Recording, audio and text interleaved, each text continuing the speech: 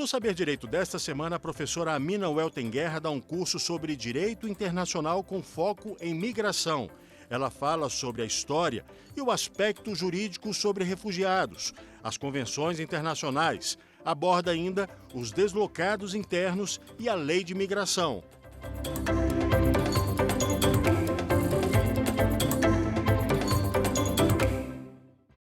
Olá pessoal, muito bem-vindos de volta. Essa é a nossa segunda aula sobre direito migratório. Eu sou a professora Amina Welten Guerra, sou coordenadora na pós-graduação em Direito Internacional do CEDIM, em Belo Horizonte. Me formei em Direito pela Universidade de Bolonha, na Itália, depois tive meu título reconhecido pela UFMG, em Minas Gerais. Sou mestra em Direito, mestra com laudo em Direito Público, fiz um Master de Primo Livello, seria uma espécie de pós-graduação na Itália, na Universidade de Bolonha, em Direitos Humanos, Migração e Desenvolvimento. Tenho uma pós-graduação em docência também, com ênfase em ensino jurídico pela Faculdade Arnaldo. E é um prazer estar com vocês nessa segunda aula para a gente tratar de um tema mais específico, que é o refugiado dentro do direito internacional. Essa é a nossa segunda aula, portanto, se você não assistiu a primeira ou perdeu a primeira, volta lá, porque na primeira aula eu abordo o tema das migrações de maneira mais geral e explico um pouquinho como que a migração é um fenômeno totalmente natural, que acontece há milhões, milhares de anos, e nesta aula nós vamos entender um dos problemas humanitários maiores que nós temos no século XXI, que diz respeito à figura do refugiado. Nós já antecipamos um pouquinho na nossa primeira aula que o refugiado é aquela pessoa que não tem a proteção do seu próprio país, portanto ela busca uma proteção internacional. Como que a gente vai fazer nessa segunda aula? Eu vou trazer um pouquinho do aspecto histórico, isto é, eu quero explicar para vocês como que nasce essa preocupação com a figura do refugiado dentro do direito internacional e, num segundo momento, eu já vou entrar num ponto de vista mais jurídico para a gente compreender como que esse refugiado ele é tratado pelos diplomas internacionais que nós temos, tá bom? Então, dentro do contexto internacional, o nascimento do Instituto do Refúgio, ele se dá no início do século XX. A gente está falando 1921, 1938, quando existia ainda a Liga das Nações. Vocês sabem que a Liga das Nações foi a organização internacional que antecedeu as Nações Unidas. E aí, na Liga das Nações, nesse período, foi concedido o status de refugiado. Atenção, nessa época não existia ainda uma definição de refugiado, tá bom? A definição de refugiado ela vai ser dada só em 1951.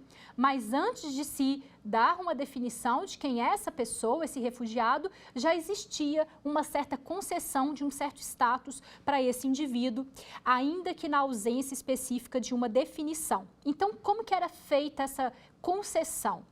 Ela era feita para grupos étnicos específicos, para nacionais de determinados países, ao qual esse indivíduo pertencia, porque ele estava sendo perseguido por determinadas razões pelo seu próprio Estado, tá bom? Então, num primeiro momento, esse status de refugiado ele é atribuído a grupos étnicos, a grupos nacionais, de maneira totalmente específica.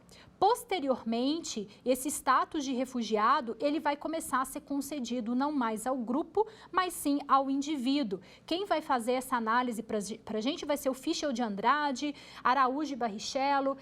Todos eles vão trazer essa abordagem histórica. Eles têm artigos super interessantes, deixei na bibliografia para vocês darem uma lida por completo também. Mas o que é interessante a gente compreender é isso.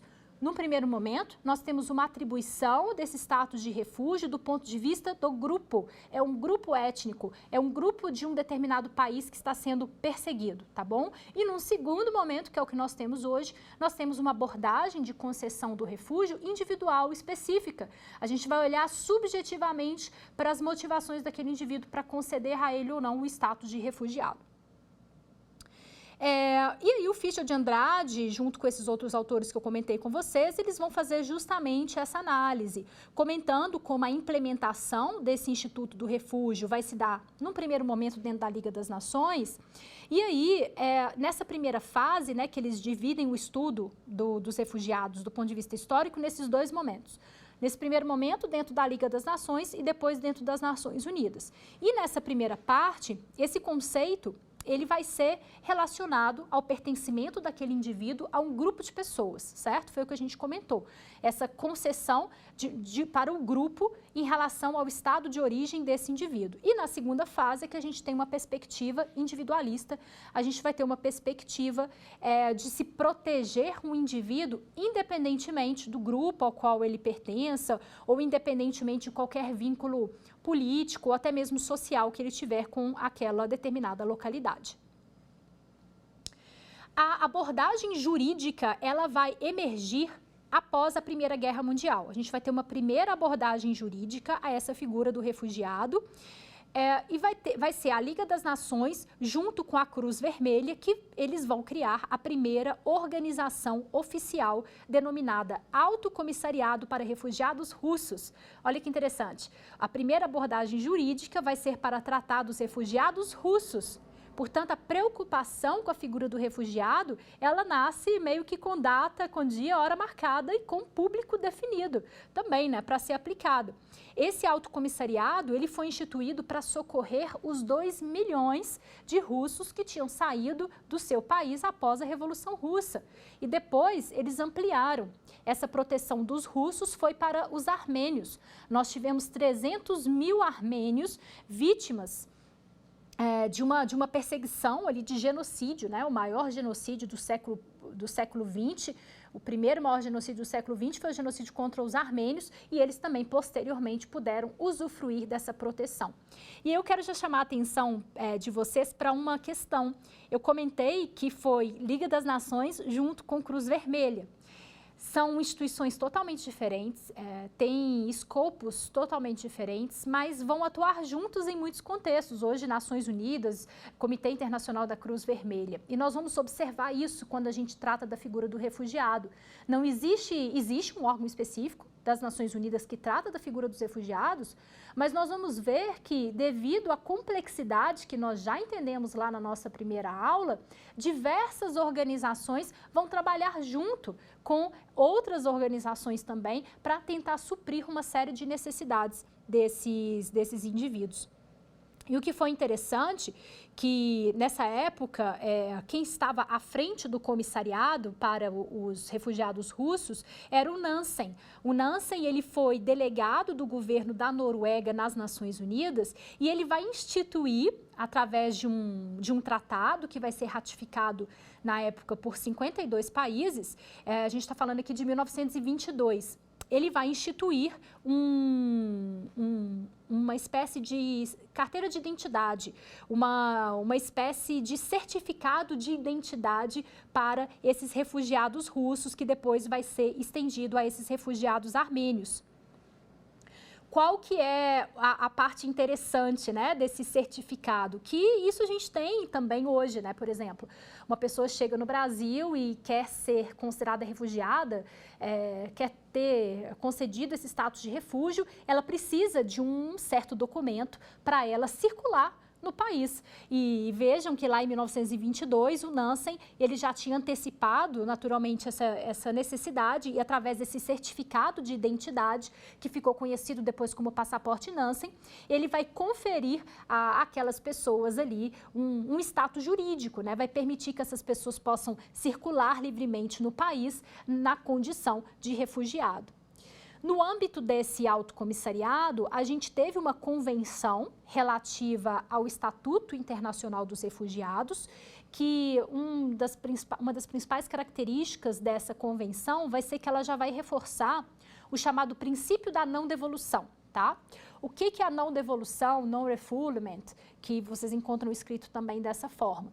A não devolução significa que quando o indivíduo ele chega naquele determinado país, que naturalmente ratificou essa determinada convenção, no momento em que ele diz quero ser reconhecido como refugiado, ele não pode ser devolvido, significa ele não pode ser mandado de volta para o local de onde ele veio, sem que o pedido dele tenha sido analisado. Essa é uma espécie de proteção que se dá ao indivíduo. A gente vai falar desse princípio mais para frente porque ele é super importante. Ele é um dos pilares do direito internacional dos refugiados, tá? Então, justamente esse Estado que recebe esse indivíduo, ele não pode expulsá-lo, ele não pode devolvê-lo. Por quê? Porque aquele indivíduo ele chegou falando, olha, eu preciso da proteção internacional. Você ratificou um tratado que diz que você vai conceder essa proteção internacional. Estou falando que eu preciso da proteção internacional. Então, enquanto você não julgar se eu tenho direito a essa proteção internacional, você não me pode devolver para aquele país de onde eu vim, né? E essa convenção, ela vai tratar também de outros assuntos interessantes, como, por exemplo, como que fica o trabalho dessas pessoas, como que fica a educação, ela pode trabalhar, ela pode frequentar escolas, que tem a ver com o direito que se dá a esses estrangeiros dentro do território, né, dos países. A gente vai estudar no Brasil, mais para frente lá, como que isso acontece também. Bom, dentro dessa perspectiva individualista, portanto, que eu comentei com vocês, que a partir de 1951 a gente vai ter uma abordagem individualista de concessão desse status de refugiado para esse indivíduo, nós vamos observar realmente o pedido caso a caso. Cada pessoa vai ter o seu pedido analisado, vai passar por uma entrevista, tem uma série de profissionais, inclusive, naturalmente, do direito, que estão ligados a essa concessão aqui desse refúgio. E essa abordagem individualista, ela vai pressupor a existência de um procedimento administrativo, certo? Abre-se, portanto, um procedimento administrativo para a gente conhecer a história daquele indivíduo para, ao final, ser concedido a ele o status ou não de refugiado, isto é, averiguar se a condição daquele indivíduo se enquadra dentro dos requisitos que são exigidos para você dizer que uma pessoa é refugiada ou não. A gente vai entender quais são esses requisitos hoje e como que isso é feito. Então, são pessoas que perderam a proteção do seu Estado, perderam essa proteção por questão de etnia, por uma questão de religião, de pertencimento a um grupo social, por uma questão de nacionalidade, de opinião política. E aí, depois nós tivemos a Segunda Guerra Mundial. Como eu já antecipei, a Liga das Nações, ela foi substituída pela Organização das Nações Unidas, né? E aí foi feito um acordo de criação da Administração das Nações Unidas para o Auxílio e Restabelecimento. Tem uma sigla, UNRRA. Tá? Foi feito ali meio que no momento de transição e o intuito era aquele de auxiliar esses refugiados, mas também todas aquelas pessoas que tinham sido forçadas a saírem dos seus locais de origem pelos diversos motivos, né? Que tinham deixado suas casas por conflitos armados e por qualquer outra circunstância. A missão dessa UNRRA era de conferir assistência a essas pessoas, eventualmente repatriá-las, voltar com essas pessoas para os seus países de origem. O Acnur, né, até hoje, que hoje a gente tem o Alto Comissariado das Nações Unidas para os Refugiados. Eles fazem isso também. Então, por exemplo, o indivíduo ele está refugiado num terceiro país. E aí, o Acnur, ele mantém essa comunicação, ele vai ver, por exemplo, como que está o país de origem? Será que esses indivíduos já conseguiriam voltar? Se a causa que os levou a migrar foi, por exemplo, conflito armado, será que o conflito já se encerrou? Qual que é a segurança para que esses indivíduos voltem? Então, eles trabalham também com essa repatriação desses indivíduos. Bom, depois da Segunda Guerra Mundial, nós tivemos um problema ainda maior com refugiados, gente. Então, imagine que nasce com um escopo ali bem delimitado, comentei com vocês. Primeira Guerra Mundial, nasce ali com o escopo de resolver a situação dos refugiados russos, depois dos armênios, mas aí com a Segunda Guerra Mundial, nós vamos ter um número de pessoas fora dos seus países de origem muito grande. E vão ver que não dava para a gente ter realmente uma organização que viesse ali com um escopo, né, específico de tutelar uma situação que não aconteceria mais, porque continuou acontecendo. Em 1946, portanto, foi constituída a IRO, né, em inglês seria a sigla, mas é a Organização Internacional dos Refugiados. International Refugee Organization, em inglês. E essa organização, ela vai reforçar essa concepção de que você deve analisar os requerimentos desses indivíduos. Você deve analisá-los de forma individual para distingui-los. E o Fichte de Andrade que vai trazer toda essa construção aqui que eu estou comentando com vocês, tá? Ele é um grande autor em termos de direitos humanos. Espero um dia convidá-la, inclusive, para participar do meu grupo de estudos lá de Belo Horizonte, para dar uma aula para os meus alunos. Vocês podem ler os artigos dele sobre refugiados, sobre direitos humanos, e ele vai dizer isso nesses artigos, vai dizer, ó, qual que é a importância da gente fazer essa análise individual? Não é somente aqui para a gente, né, a gente pode pensar em termos de direitos humanos, é melhor para o indivíduo, mas existe uma questão do interesse do Estado. Por que o Estado vai começar a analisar individualmente? Porque na Segunda Guerra Mundial, o número de traidores da pátria, o número de espiões era muito grande. Os filmes aí de espionagem, para quem gosta, vai mostrar isso, né? Você não sabia em quem você podia confiar, todos podiam ser espiões. Então, daí também vem isso. Vou fazer uma análise individual porque eu consigo ver qual que é a relação desse indivíduo com a história que ele está me contando, com o país de onde ele vem. Enfim, até hoje, né, gente, isso levanta muitas questões de segurança nacional. Eu estava até vendo uma reportagem de um indivíduo que fingiu ser um refugiado, passou por todo o trâmite porque ele queria, depois ele foi pego, mas ele queria justamente meio que testar o sistema. Eu quero ver se isso aqui funciona, eu vou contar uma história, eu vou falar que eu vim de não sei aonde, eu tenho um sotaque e tal, e vamos ver se dá, né?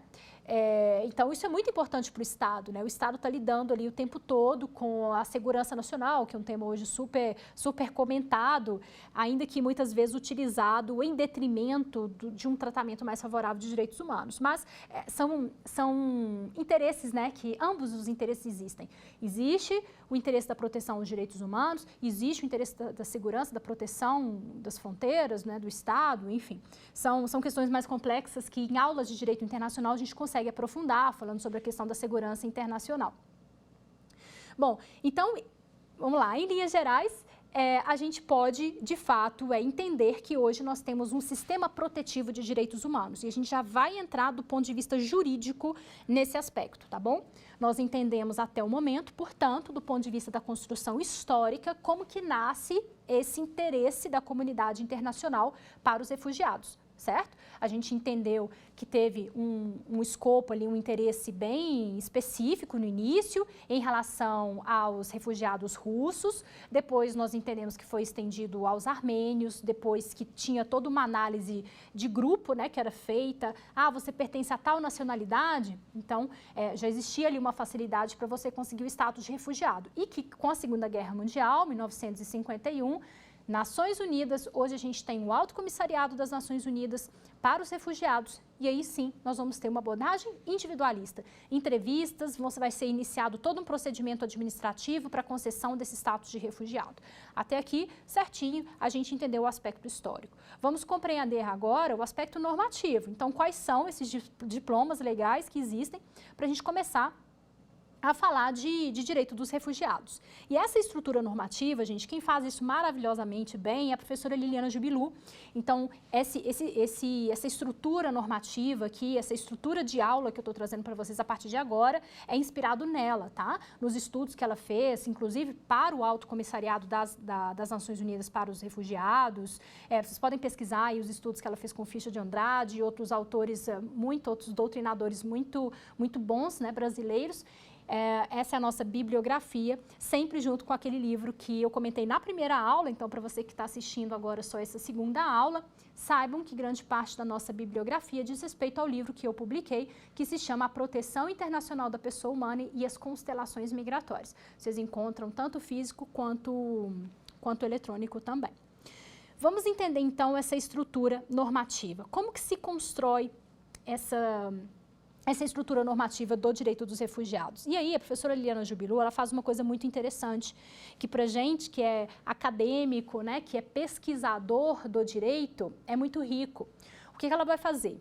O direito dos refugiados está dentro do direito internacional, certo? Na verdade, considera-se o direito dos refugiados como um braço dos direitos humanos.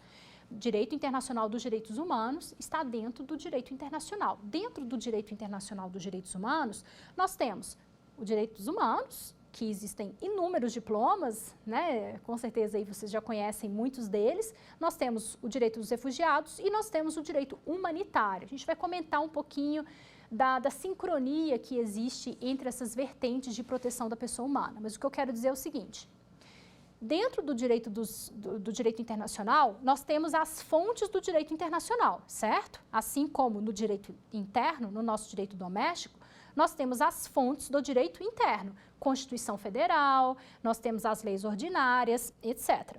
Dentro do direito internacional também nós temos as fontes do direito internacional. Quais são as fontes do direito internacional? Como é que a gente faz para identificá-las? Elas estão previstas lá dentro do artigo 38 do Estatuto da Corte Internacional de Justiça. O artigo 38 vai dizer para a gente que quando uma determinada controvérsia é submetida à Corte Internacional de Justiça, onde que ela vai se basear para buscar dirimir aquela controvérsia? Aí vai estar lá, número 1, tratados internacionais. Tratados, convenções, acordos são sinônimos aqui para a gente. Então, essa é a principal, uma das principais fontes do direito internacional, as convenções internacionais. Aí a professora Liliana Jubilu, ela se pergunta, tá bom, já que essa é a principal fonte do direito internacional, qual seria dentro do direito dos refugiados? Olha a nossa lente de análise ali de novo, né? Vamos olhar dentro dos direitos dos refugiados. Qual que é a principal convenção que nós temos? Então, eu vou fazendo essa construção aqui com vocês, tá? Vou partir ali das fontes do direito internacional, que é justamente essa proposta que a professora Liliana Jubilu faz, e vou tecendo, vou construindo com vocês específico dentro aqui para a gente das fontes do direito dos refugiados. A primeira, portanto, são as convenções. E qual é a nossa pedra, né, angular aqui do direito dos refugiados? É a Convenção de 1951 sobre direito dos refugiados. Por que é a nossa pedra angular? Porque ela vai fazer uma coisa que até então não tinha sido feita, que é trazer a definição de refugiado para o direito internacional. Até então, atribuía-se esse status de refugiado, mas não se sabia quem era realmente esse indivíduo, né? A gente não tinha ainda uma definição jurídica para esse indivíduo. Vamos entender qual é essa definição. É refugiado para o direito internacional aquele indivíduo que, por fundados temores, então ele tem um temor, esse é o primeiro requisito, ele tem um medo, é um fundado temor de ser perseguido por algum dos motivos elencados na convenção. Então nós já temos dois requisitos fundamentais, o temor de ser perseguido. Por qual tipo de motivo? Pode ser por um motivo de nacionalidade, religião, opinião política, pertencimento a um determinado grupo social ou raça. Ou a gente poderia entender etnia. É o que está escrito na Convenção de 1951, tá bom?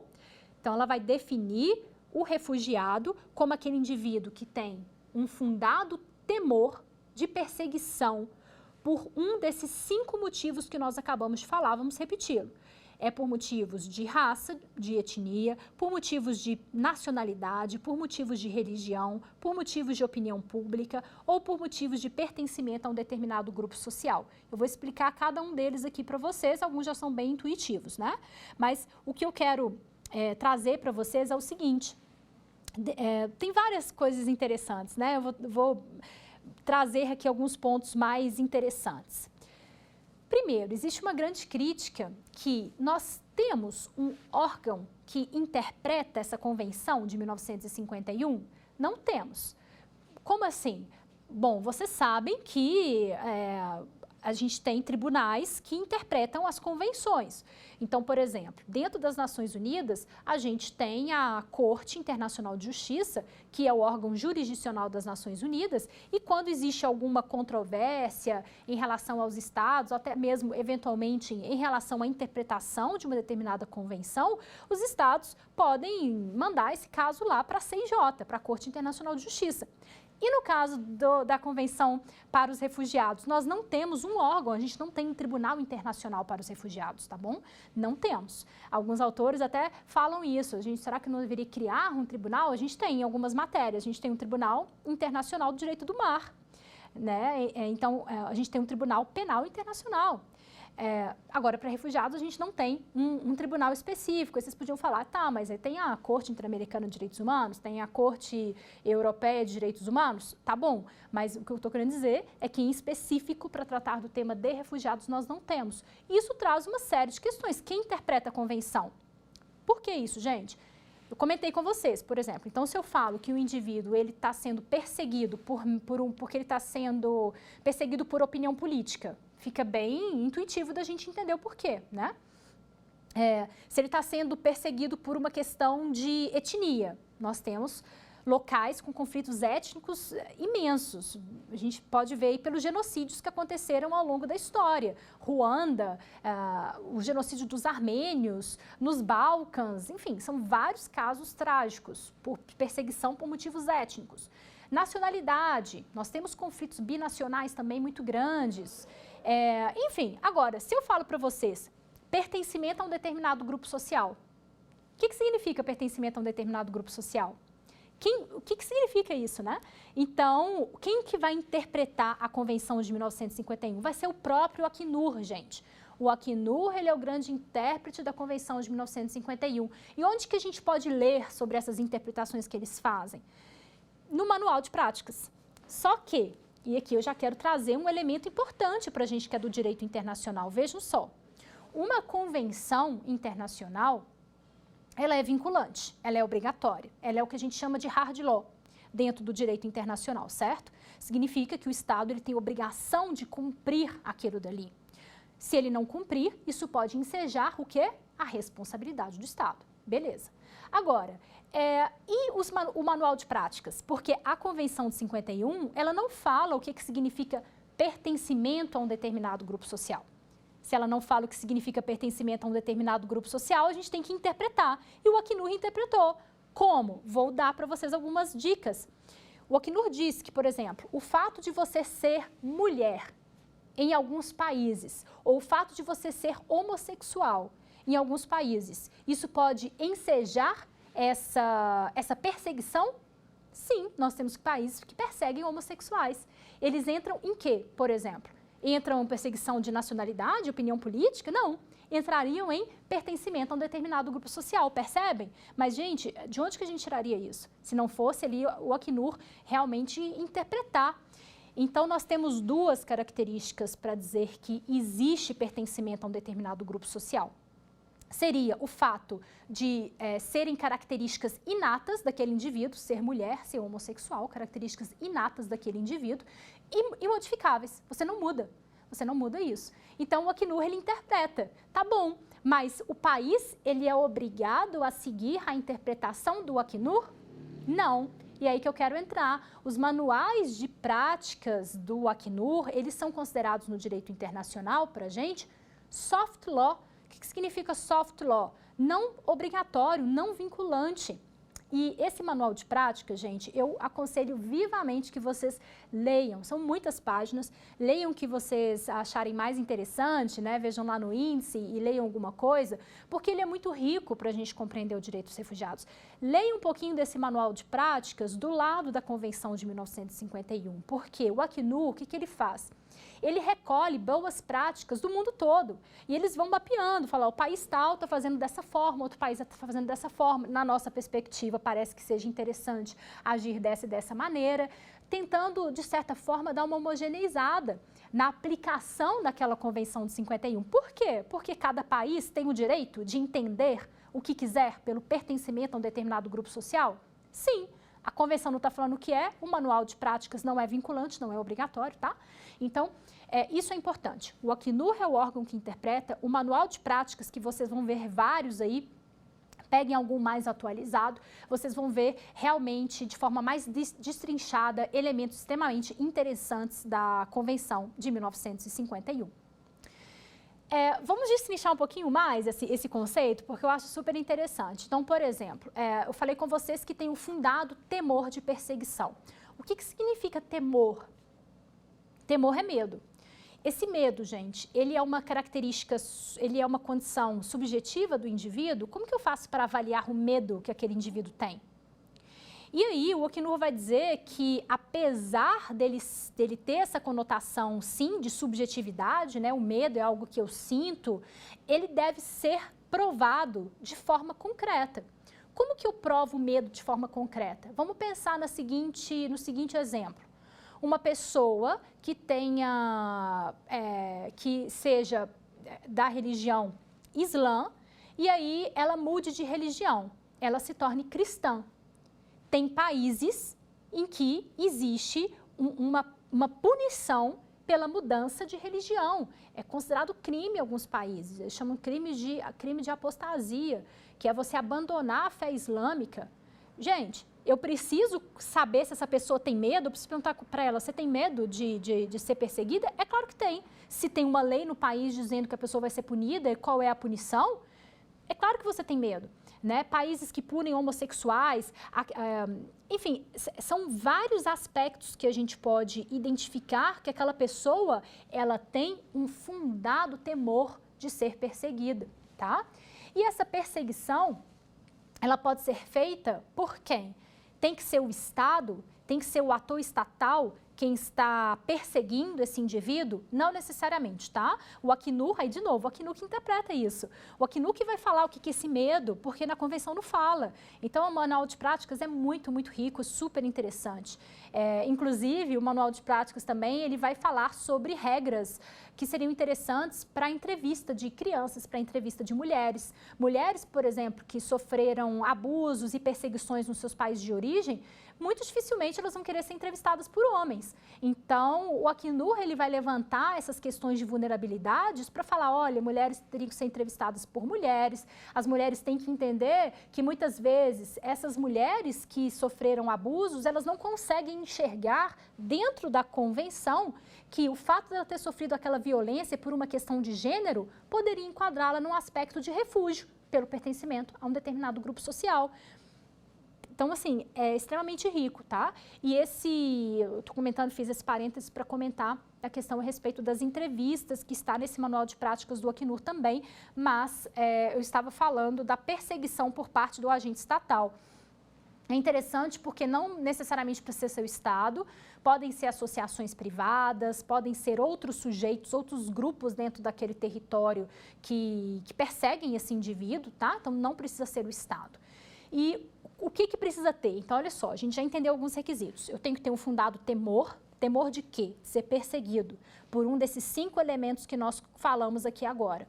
E terceiro e último requisito, esse indivíduo não pode, ele não consegue contar com a proteção do seu próprio Estado. É por isso que a gente está falando disso dentro do direito internacional, senão não seria direito internacional. Esse indivíduo, ele não consegue contar com a proteção do seu próprio Estado, não consegue agir dentro do seu próprio Estado para ter tutelada essa sua situação. Então, ele busca o quê? A proteção internacional. Fica claro, então, todos esses aspectos aqui dentro do primeiro ponto que nós estamos tratando, que é a Convenção de 1951.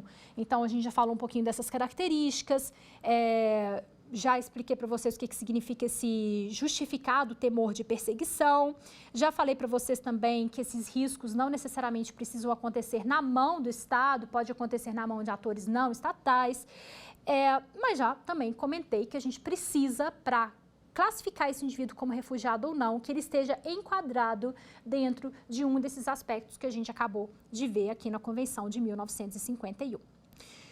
Pois bem, gente, 2 pontos importantes. A Convenção de 1951, ela tinha 2 limitações. Ela tinha uma limitação de ordem temporal e ela tinha uma limitação de ordem geográfica. O que significa? Quando a convenção foi feita, de novo, ela foi feita pensando que ela iria resolver um problema muito pontual. Segunda Guerra Mundial, olha esse tanto de gente fora das suas casas, vamos criar aqui uma convenção para a gente resolver esse problema aqui, depois pronto, né? E ela fez isso, ela colocou um limite. A redação da convenção era que seriam refugiados aqueles europeus, olha a limitação, aqueles europeus que se enquadrassem nas definições acima.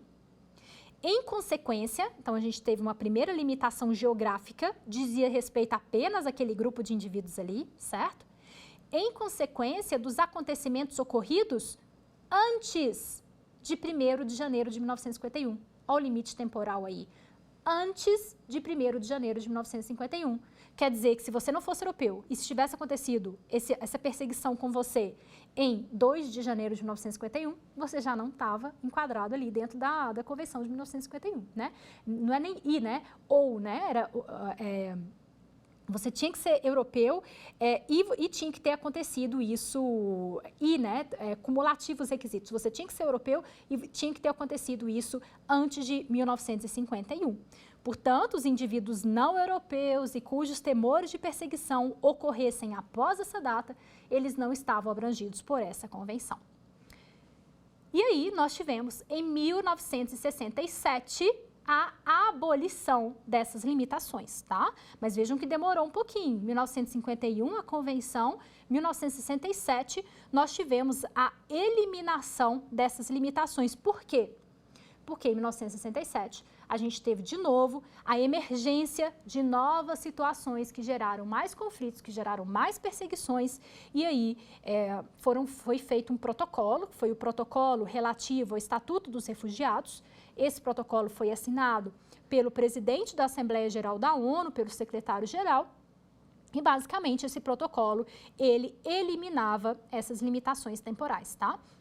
Então, a gente teve um protocolo em 1967 que ele eliminou tanto essa limitação temporal, que eu acabei de explicar para vocês, como a interpretação, a limitação também geográfica nesta definição. Foi estendido, portanto, o conceito de refugiado a todo indivíduo cujo Estado seja signatário da Convenção de 1951 e cujos acontecimentos remontem a quando? A qualquer tempo. Foi expandida, então, essa definição. Sucessivamente, gente, isso eu estou falando do ponto de vista do direito internacional, assim, geral, né? Do ponto de vista praticamente global, ainda que, obviamente, nem todos os países ratificaram essa convenção. No direito internacional, a gente tem isso, né? No direito interno, não. Essa é uma das grandes peculiaridades do direito internacional. Porque no direito interno, eu, Amina, não consigo falar assim, eu não quero me submeter à lei tal, que o Brasil criou, uma lei federal qualquer. Não, eu não quero porque eu não participei da aprovação, né? Eu não fui lá, não assinei, não me manifestei. A gente não consegue fazer isso dentro do direito interno. Agora, no direito internacional, cujo protagonista principal ainda é o Estado sim consegue falar, olha, não, eu não quero participar dessa convenção. Então, naturalmente, a convenção ela só se aplica ao Estado que a ratificou, tá bom? Ratificação aí entendido como uma fase para a conclusão dos tratados internacionais. Porém, se a gente for olhar do ponto de vista regional, nós temos algumas particularidades. Por exemplo, no contexto africano, nós temos uma convenção, que é a Convenção Relativa aos Aspectos Específicos dos Refugiados Africanos. É uma convenção de 1969. Recomendo que vocês deem uma lida também, porque é interessante você ver, o que tem de diferente nessa convenção aqui, desse grupo regional específico. E nesse artigo 1º da Convenção Relativa aos Aspectos Específicos para os Refugiados Africanos, o artigo 1º vai ampliar o conceito de refugiado em relação à Convenção de 1951, tá bom?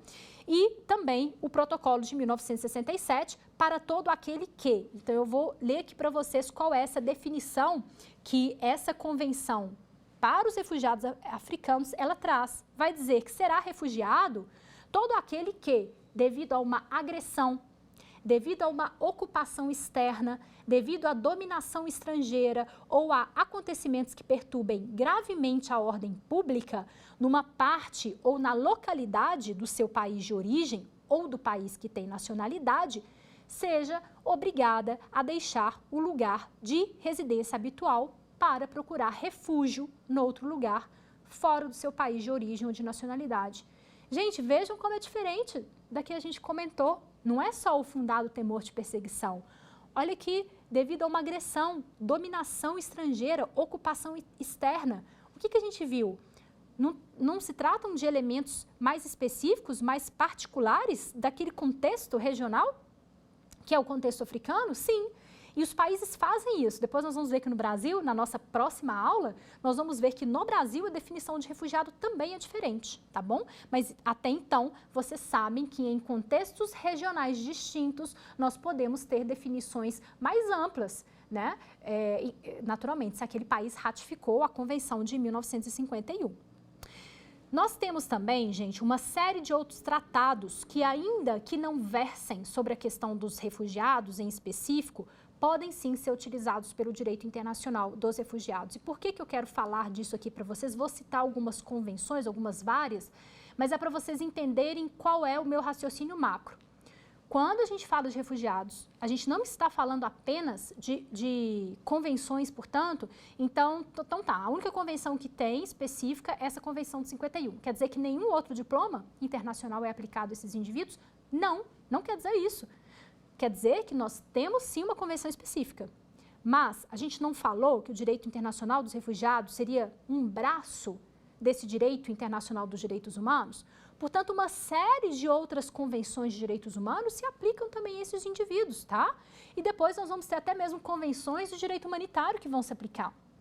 Só para vocês entenderem, é o seguinte, o direito humanitário, ele vai ser aplicado em contextos de conflitos. Não significa que, eu aplico o direito humanitário, então eu não aplico os direitos humanos. Significa isso? Não. Direitos humanos você vai aplicar sempre, tá, gente? Vai aplicar sempre, porque trata-se de um estándar mínimo de proteção que se dá aos indivíduos. É um padrão civilizatório, né? Que a gente custou muito para chegar. A gente custou mais de 2.000 anos para chegar a um estándar muito mínimo ali de proteção. O direito humanitário ele vai vir ali com algumas particularidades dos contextos específicos de conflitos e os refugiados também com algumas particularidades. E a professora Liliana Jubilu, ela vai trazer muito bem isso. Ela vai citar uma série de convenções de direitos humanos. Então, por exemplo, ela vai falar convenções 4ª e 5ª de Haia, relativos aos direitos e deveres das potências e pessoas neutras, no caso da guerra terrestre. É uma convenção de 1907.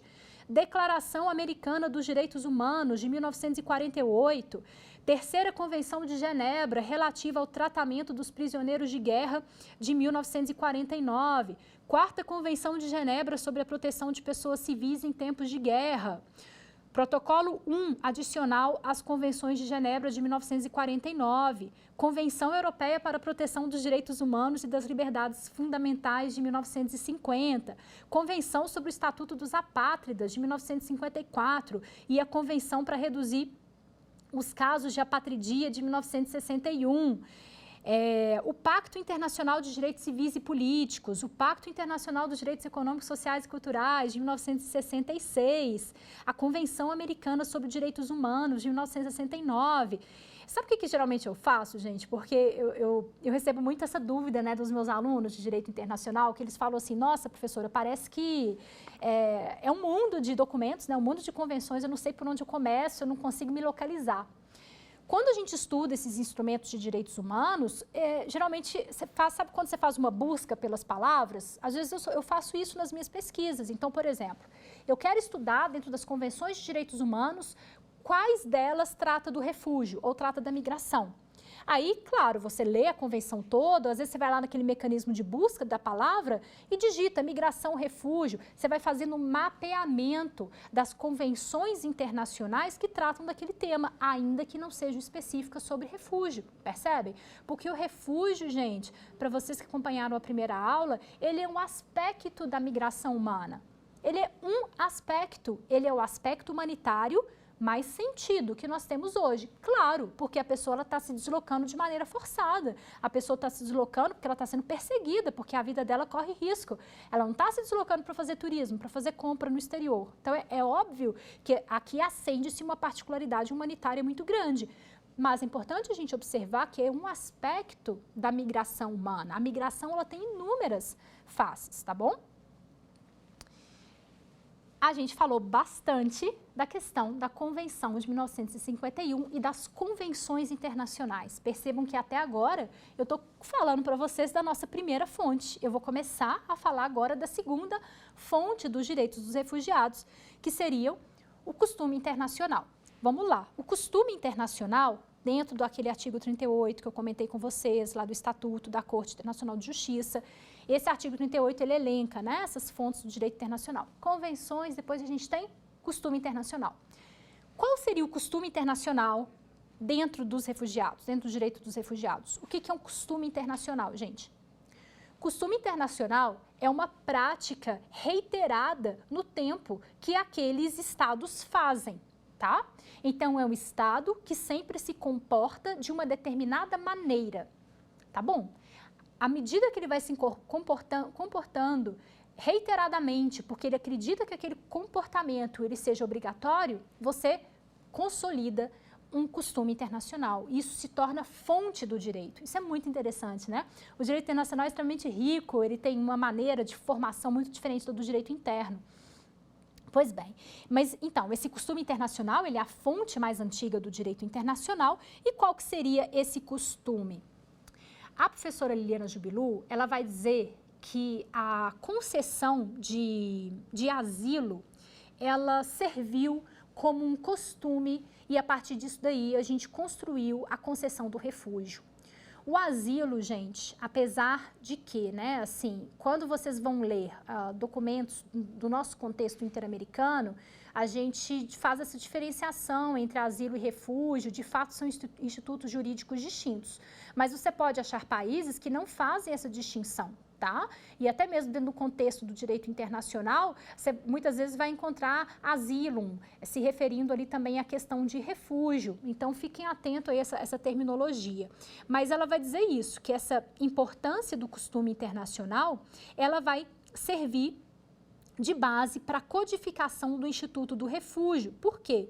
O Instituto do Asilo foi o instituto sob o qual se formou o Instituto do Refúgio. E isso se constituiu num costume internacional, quer dizer, foi sendo dado aquele asilo, ainda que um asilo político, né? Você pede ali um refúgio político, perseguição política, e a partir disso a gente foi construindo aí um outro instituto, que é o do refúgio, que ele é muito mais amplo do que o Instituto do Asilo, da maneira que nós o concebemos aqui no Brasil.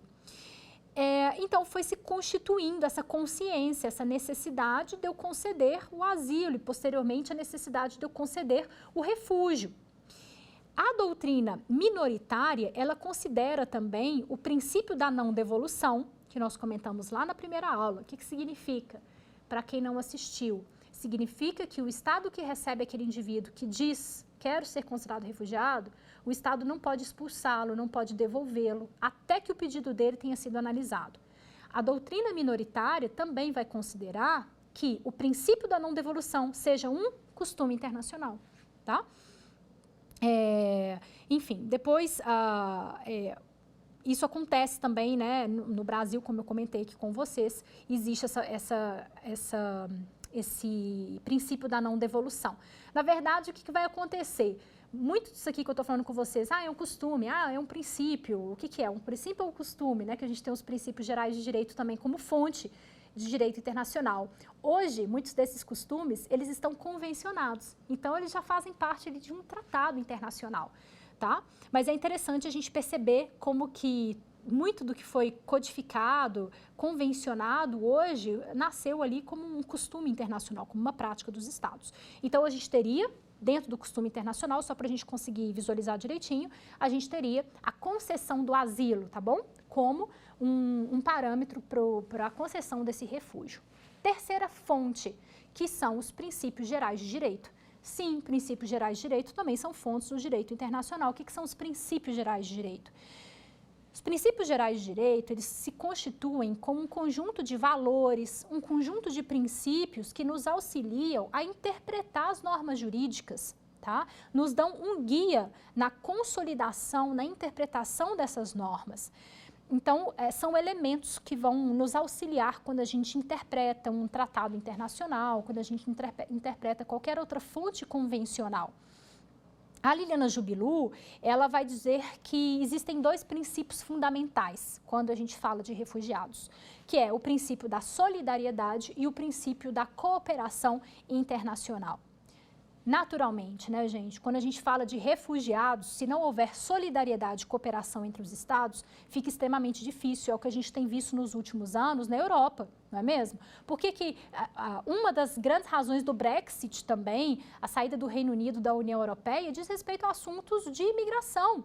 A questão migratória no mundo, e aqui reitero a justificativa da gente falar 5 horas sobre direito migratório, ela será pauta do direito internacional, ela será pauta do nosso dia a dia, cada vez mais. Então, é fundamental que a gente conheça, que a gente se imuna de elementos, de instrumentos jurídicos para compreender esse fenômeno que vai bater nas nossas portas cada vez mais. Até lá, na minha porta, né, que estou em Minas, que não estou ali tão próxima da fronteira internacional com o país, mas sim, nós temos visto pessoas em situação de refúgio, hoje praticamente em todos os locais do mundo, né? Em alguns locais de maneira mais acentuada, eu vou trazer esses dados para vocês também à medida que a gente for falando sobre esse tema. Então, princípios gerais de direito: solidariedade e cooperação internacional. Essa solidariedade, ela nasce dentro do direito muito quando a gente começa a ter a afirmação daqueles direitos de terceira geração, quando a gente começa a falar de meio ambiente, quando a gente começa a falar de proteção da biosfera, proteção da diversidade biológica, já entra a questão da solidariedade, né? Até falando aí, não é um termo que eu gosto muito, mas é muito utilizado assim, né? A preservação do meio ambiente para as futuras gerações. Eu não gosto dessa visão utilitarista, né, que você protege para as futuras gerações e tem que proteger porque sim, independentemente das futuras gerações. Na minha visão, mas obviamente a gente teve o report de Brundtland, que trouxe toda essa questão das futuras gerações e que teve uma importância fundamental no período em que se afirmou. Mas é isso, é a solidariedade, seria uma espécie de solidariedade. Então, eu ajudo essas pessoas em função da solidariedade, em função do meu espírito de fraternidade. E a gente tem que ter até muita atenção com esse termo ajuda, né, gente? É ajuda ou é direito? Eu preciso distinguir isso. Se eu tenho uma convenção que diz que esse indivíduo ele vai ser aceito dentro daquele status, e a partir do momento em que ele é aceito dentro daquele determinado país, o país tem obrigações em relação àquele indivíduo, a gente precisa distinguir o que é ajuda e o que é direito. É direito. Está escrito ali que ele tem o direito de receber uma série de garantias, enfim, benefícios que a gente vai estudar na nossa lei de imigração mais para frente. Mas já fica a dica aí para a gente sempre ter atenção, né, com isso. Ajuda humanitária? A ajuda humanitária tem, sem dúvida. A gente vê aí na televisão várias manchetes e várias reportagens falando sobre ajuda humanitária. Sim, pode ser ajuda sim, mas o que é o direito daquele indivíduo de não sofrer violações de direitos humanos? Tá bom? Nós temos direitos também que são consagrados. Então, essa solidariedade, ela é fundamental, ela está dentro do artigo 1º da Declaração Universal dos Direitos Humanos, que vai dizer que todos os seres humanos nascem livres e iguais em dignidade e direitos, são dotados de razão e consciência e devem agir em relação uns aos outros com espírito de fraternidade. Gente, a gente também não estaria falando de direito internacional sem fraternidade, né? Porque, na verdade, assim, apesar dos estados no mundo, em grandes momentos, terem feito alianças porque eles queriam se fortalecer, eles queriam fazer, por exemplo, alianças militares, né, para proteger a sua segurança e tal.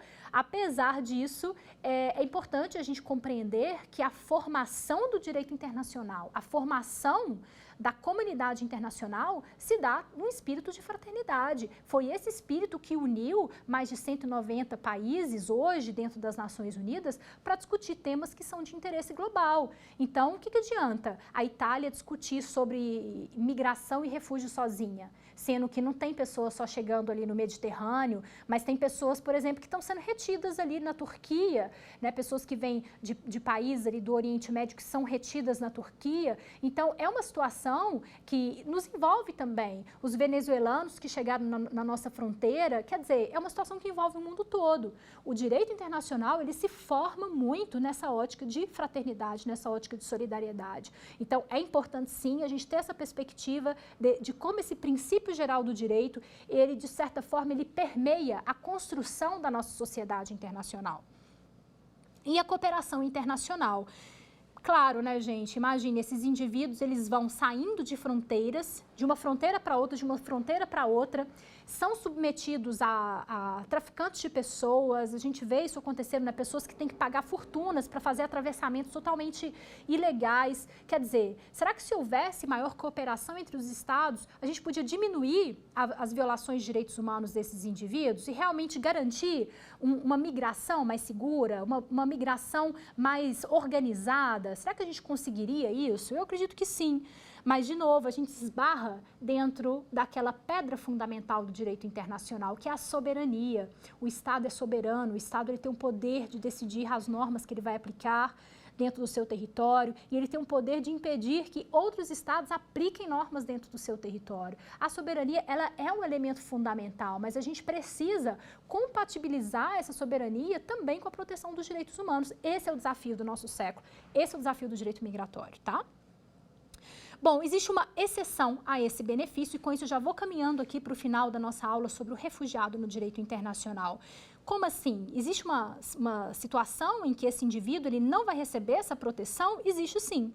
Está lá no artigo 33 da nossa Convenção de 1951, que vai dizer que o benefício dessa disposição não poderá ser invocado por aquele refugiado que, por motivos sérios, seja considerado uma ameaça à segurança do país. Aí, de novo, a segurança do país, aí, de novo, a soberania.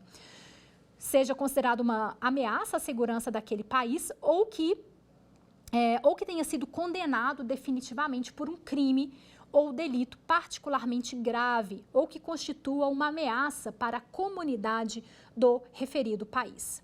Nós temos também outros princípios, tá, gente? Princípio da não discriminação.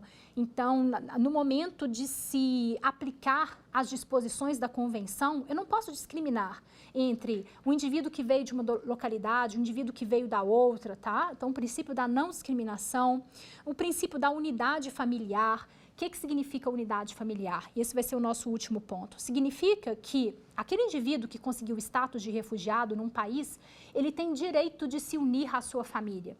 Então, fica mais fácil para os seus familiares, até mesmo que estão em outro país, se unirem a ele, tá? Esse é o princípio da unidade familiar. A gente sabe o tanto que a família é importante, está na nossa Constituição Federal, e aí a Convenção de 51, ela toma consciência disso também. E aqui, claro, a gente tem uma particularidade. O que é família? Porque a Convenção de 1951, ela vai pegar uma interpretação ali que decorre da Declaração Universal dos Direitos Humanos, em que no seu artigo 16 vai dizer que a família é aquele núcleo natural, núcleo fundamental da sociedade e tem direito à proteção da sociedade e do Estado. Mas quem que faz parte dessa família? Quem faz parte dessa família? É o pai, é a mãe, os irmãos, os tios, os primos até qual grau? E eu estou falando isso por quê? Porque apesar, claro, das Nações Unidas favorecerem uma interpretação mais abrangente da família, cada país entende família de um jeito. Então, no Brasil, eventualmente, a gente vai ter uma concepção mais alargada, pode incluir ali tios, pode incluir outros parentes. Agora, vão ter países que vão limitar, tá? Vão ter países que vão limitar, falar família é o cônjuge ou é algum dependente, algum menor de idade que seja dependente. Então, a gente tem que avaliar também de maneira específica quem que é a família dentro do direito doméstico de cada um dos estados. Pessoal, nesta segunda aula, portanto, nós aprendemos sobre o refugiado no direito internacional. Significa que a gente entendeu do ponto de vista histórico por que nasce esse Instituto do Refúgio e todos os acontecimentos que levaram a isso, e nós entendemos do ponto de vista normativo do direito internacional quais são os principais diplomas, e nós tivemos aqui uma compreensão ampla dessa abordagem jurídica desse indivíduo. Vamos ver o quiz da nossa segunda aula?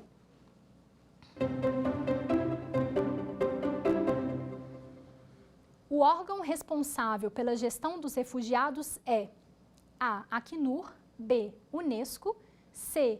OIM, D. CICV. Resposta? Acnur. Essa era muito fácil, né? A gente falou do Acnur, a Unesco é uma agência especializada das Nações Unidas. Também a Unesco vai tratar da questão do patrimônio artístico, histórico, cultural de um país. A OIM, Organização Internacional para as Migrações, tem muitos dados super interessantes para a gente também. Aconselho que vocês vejam esses informes que eles têm. E a CICV, que é o Comitê Internacional da Cruz Vermelha, que vai atuar também, tá, gente? Aqui a gente pode ter uma interseção, muitas vezes, entre o trabalho dessas agências, mas, em específico, o órgão que vai atuar com os refugiados é o Alto Comissariado das Nações Unidas para os Refugiados, o Acnur. Até a próxima aula. Quer dar uma sugestão de tema para os cursos do Saber Direito? Então mande um e-mail para a gente, saberdireito@stf.jus.br. ou entre em contato por WhatsApp. O número é esse que aparece na tela. Você também pode acompanhar as aulas pela internet. Acesse tvjustiça.jus.br ou nosso canal no YouTube, TV Justiça Oficial.